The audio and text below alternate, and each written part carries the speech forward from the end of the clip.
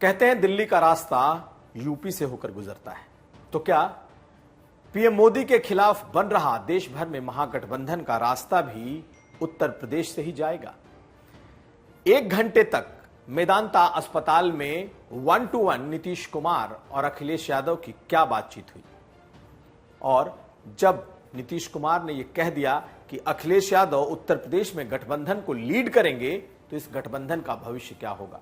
क्या मायावती मानेंगी? क्या वो इस गठबंधन में आएंगी?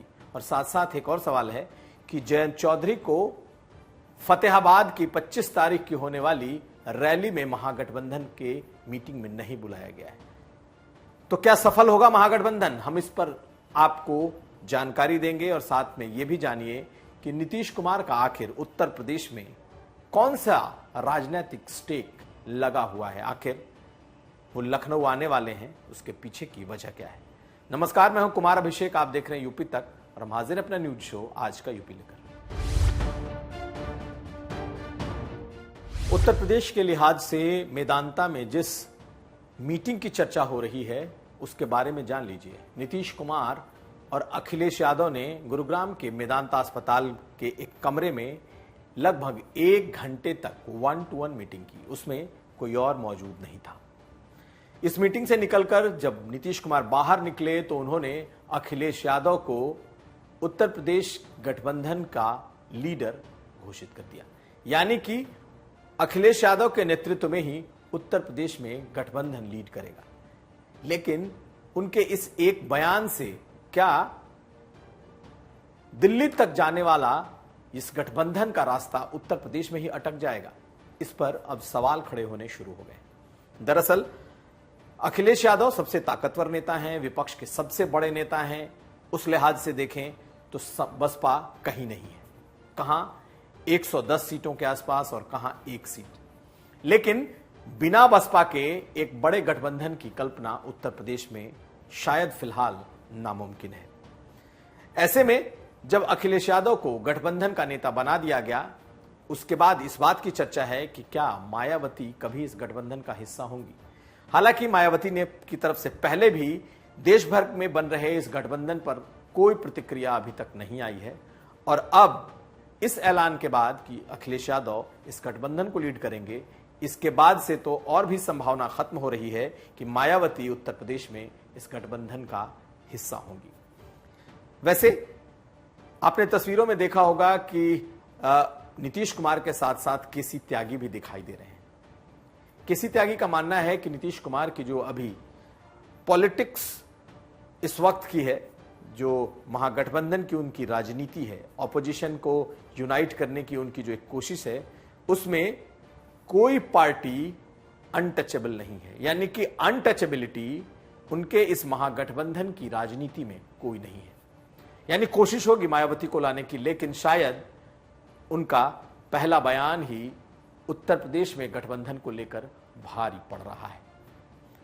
फिलहाल नीतीश कुमार का खेमा इस बात का इंतजार कर रहा है कि पहले मायावती महागठबंधन को लेकर एक शब्द तो कहें, एक लाइन तो कहें, अपनी लाइन तो साफ करें, उसके बाद बात होगी। लेकिन जिस तरीके से शुरुआत में ही अखिलेश यादव को इस गठबंधन की कमान थमा दी गई, ऐसा अब लगता नहीं कि मायावती उस गठबंधन का हिस्सा होंगी। दूसरी तरफ कल जब ये मीटिंग चल रही थी, उसी दौरान यह भी खबर आई कि 25 जुलाई को हिसार फतेहाबाद, जो कि हरियाणा में पड़ता है, वहां पर महागठबंधन में शामिल दलों और नेताओं की एक बड़ी रैली होगी, क्योंकि चौधरी देवीलाल जी की जयंती है और उस जयंती पर सभी दिग्गज अपनी ताकत दिखाएंगे। यह रैली इंडियन नेशनल लोकदल यानी कि ओम प्रकाश चौटाला ने बुलाई है। उसमें निमंत्रण में सभी को गया है। नीतीश कुमार आएंगे, प्रकाश सिंह बादल आएंगे, ममता बनर्जी आएंगी, अखिलेश यादव को बुलावा है। इसमें तमाम ऐसे रीजनल छत्रपों को बुलाया जा रहा है जो कि महागठबंधन का हिस्सा हो सकते हैं। लेकिन एक बुलावा नहीं है, और वो है जयंत चौधरी का। तो अंदाजा लगाइए कि उत्तर प्रदेश में अगर देश में कोई महागठबंधन बन रहा है और उत्तर प्रदेश में मायावती नहीं हो, और पहली ऐसी रैली जो कि बेशक हरियाणा में हो रही हो, हरियाणा के के लिहाज से महागठबंधन की रैली हो, लेकिन उसमें जयंत चौधरी को नहीं बुलाया जाना, ये क्या इशारा कर रहा है? यानी कि उत्तर प्रदेश में बनने वाला महागठबंधन अभी ठीक ठाक स्थिति में नहीं है। यानी कि ना तो जयंत उस रैली में आएंगे और ना ही मायावती फिलहाल इस गठबंधन में जाने को लेकर उनकी तरफ से कोई बयान आया है। ऐसे में अखिलेश यादव तो यहां नेता हैं ही, अखिलेश यादव तो यहां विपक्ष के नेता हैं ही, तो फिर ये कौन सा गठबंधन होगा और कौन सी पार्टियां होंगी, ये देखना दिलचस्प होगा। लगता नहीं कि ये गठबंधन बहुत जल्दी उत्तर प्रदेश में कोई शक्ल ले पाएगा। अब अगली खबर। लेकिन नीतीश कुमार जल्द ही लखनऊ आने वाले हैं। दिल्ली के बाद नीतीश कुमार का जो पहला पड़ाव होगा वो लखनऊ हो सकता है। यानी उन्हें लगता है कि दिल्ली में मुलाकातों के दौर के बाद अब लखनऊ को उनकी जरूरत है। पहले नीतीश कुमार के दूत आएंगे। अब वो नीतीश कुमार के दूत का मतलब संजय झा हो, केसी त्यागी हो, कौन होगा ये कहना मुश्किल है, लेकिन अखिलेश यादव से लखनऊ में पहले उनके साथियों की मुलाकात होगी और उसके बाद नीतीश कुमार को लखनऊ में लॉन्च करने का एक बड़ा प्लान तैयार होगा। तो आखिर नीतीश कुमार को लखनऊ में उत्तर प्रदेश में लॉन्च करने की जरूरत क्यों पड़ रही है? 2 साल बाद चुनाव होने हैं और नीतीश कुमार खुद को प्रधानमंत्री के तौर पर देश भर में प्रोजेक्ट होते हुए रखना चाहते हैं। दरअसल नीतीश कुमार के दिल्ली के बाद लखनऊ चुनने की वजह यह है कि उत्तर प्रदेश में ओबीसी पॉलिटिक्स हावी है और खास करके कुर्मी और कोयरी की जो पॉलिटिक्स है, जो नीतीश कुमार को बिहार में और झारखंड में थोड़ी ताकत देती है, उसका यहां बाहुल्य है।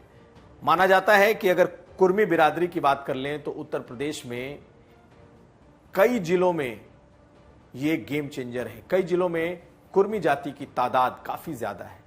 मिर्जापुर से लेकर पूर्वांचल से लेकर कानपुर देहात तक कुर्मी जाति की बहुतायत है और ये जाति अपने आप में पॉलिटिकली, राजनीतिक रूप से बहुत ही सशक्त है।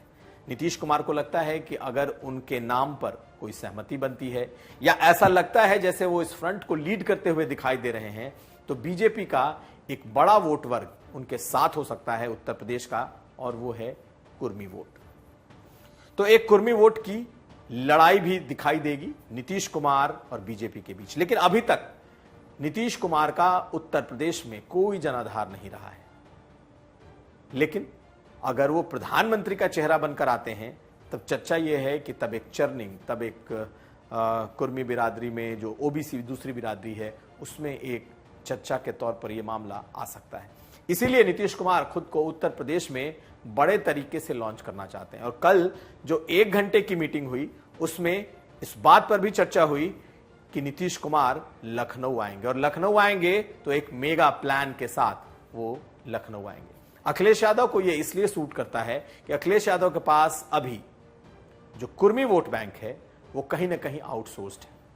उनके पास पल्लवी पटेल जो कि अपना दल कमेरावादी की नेता हैं, उसके साथ उनका गठबंधन है और उस लिहाज से उन्हें लगता है कि कुर्मी वोट उनके साथ हो सकता है। स्वामी प्रसाद मौर्य जो कि बीजेपी के साथ थे, बसपा में थे, बड़े मौर्य के नेता हैं, बड़े कुशवाहा नेता हैं, वो अखिलेश यादव की पार्टी में है और पार्टी उन्हें आगे बढ़ा रही है। ऐसी स्थिति में नीतीश कुमार को लगता है कि ओबीसी के वोट बैंक में वो यहां पर सेंधमारी कर सकते हैं, उत्तर प्रदेश में एक नेता के तौर पर पार्लियामेंट में वो उभर सकते हैं और इसमें अखिलेश यादव उनकी मदद कर सकते हैं।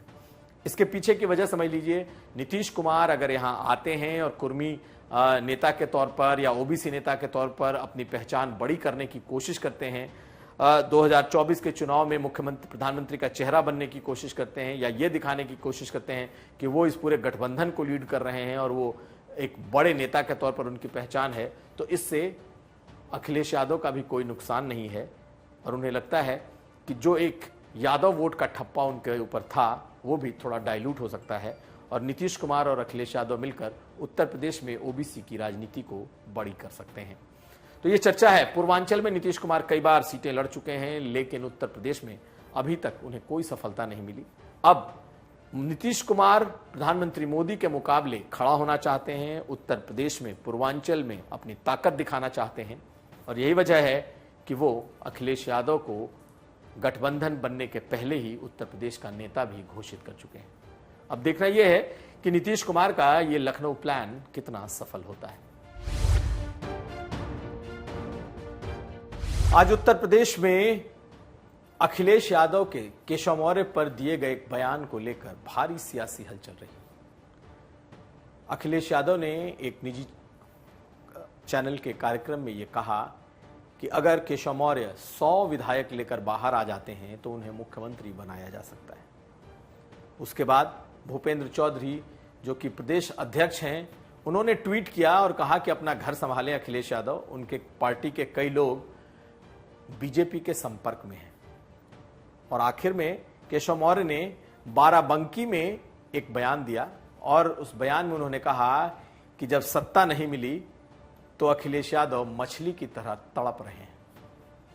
अब इन तीनों बयानों को अगर आप देखें तो एक बात साफ दिखाई देती है कि केशव मौर्य को लेकर कहीं ना कहीं समाजवादी पार्टी को लगता है कि केशव मौर्य के जरिए वो कुछ सियासत कर सकती है। हालांकि केशव मौर्य ने इस बयान को देकर एक बार फिर न सिर्फ अपनी लॉयल्टी बल्कि यह भी दिखाया है कि यह सियासत सिर्फ उनके नाम पर करने की कोशिश समाजवादी पार्टी की है। पहले सुनिए क्या कह रहे हैं केशव मौर्य। देखिए, श्री अखिलेश यादव जी पानी से निकलने के बाद मछली को देखते हैं अपना तड़पती है। श्री अखिलेश यादव जी सत्ता के बिना तड़प रहे हैं। समाजवादी पार्टी समाप्तवादी हो गई है, वो समाप्त होने जा रही है। उनके 111 में से 100 विधायक स्वयं छोड़ करके सपा भाजपा के योर आने के लिए तैयार बैठे हैं। अभी हमें तोड़ने की आवश्यकता नहीं है, हमारी सरकार मजबूती से चल रही है। पहला कार्यकाल चल गया। वो केशव प्रसाद के समर्थक नहीं है, वो भाजपा के विरोधी हैं, वो पिछड़ों के विरोधी हैं। वो इस प्रकार की बातें करके आपसे सवाल करवा करके मीडिया में चर्चा जरूर पा सकते हैं, लेकिन उनकी भावना कैसी है। जब विधानसभा का सत्र चल रहा था और विधानसभा के सत्र के दौरान जब उन्होंने तमाम सारी ऐसी बातें कही जो कड़वी बातें थी, हम लोगों ने धैर्य से सुना था। लेकिन जब मैंने उनके सामने उनके ही तमाम सारे जो विषय रखे गए, जब उनका जवाब देने की बात शुरू किया तो उनकी जो भाषा थी इतनी निंदनीय थी, इतनी घटिया थी कि किसी राजनीतिक नेता की ऐसी भाषा नहीं होती। वो केशव प्रसाद के हितैषी नहीं है। वो केशव प्रसाद जैसे किसी भी पिछड़े वर्ग के किसी नेता को चाहते ही नहीं है कि कोई बड़ा बन पावे। वह केवल फूट डालो और राज करो। अब उनकी ये मंशा 25 साल कम से कम नहीं पूरी हो। दरअसल केशव मौर्य सबसे ज्यादा हमलावर अखिलेश यादव पर है, या यूं कहें अखिलेश यादव पर हमला करने का पूरा जिम्मा बीजेपी की तरफ से उत्तर प्रदेश में केशव मौर्य ने उठा लिया है। इसीलिए इस बार अखिलेश यादव ने ऐसा बयान दिया है जो शायद धरातल पर सही नहीं है। यानी कि केशव मौर्य की लॉयल्टी को लेकर एक तरीके से उन्होंने प्रश्न चिन्ह खड़ा किया है और उसका ही जवाब केशव मौर्य ने दिया है। तो यह था आज का यूपी। हम कल फिर हाजिर होंगे, तब तक आप देखते रहिए यूपी तक।